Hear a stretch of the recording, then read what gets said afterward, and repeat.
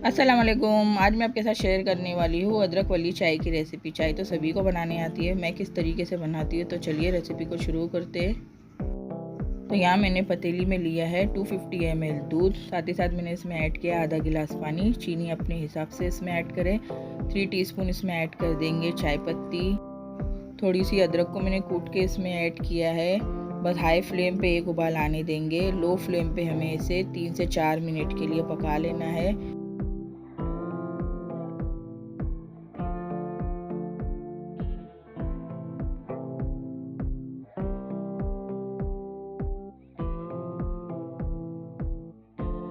चाय को मैंने 3 से 4 मिनट के लिए अच्छे से पका लिया। यहाँ हमारी अदरक वाली कड़क चाय बनकर तैयार है। आप इसे गर्मा गर्म सर्व करें। रेसिपी अच्छी लगी तो वीडियो को लाइक करें, शेयर करें और मेरे चैनल को सब्सक्राइब करना ना भूलें। तो मिलते हैं एक और नई रेसिपी के साथ, तब तक के लिए थैंक्स फॉर वॉचिंग। अल्लाह हाफिज़।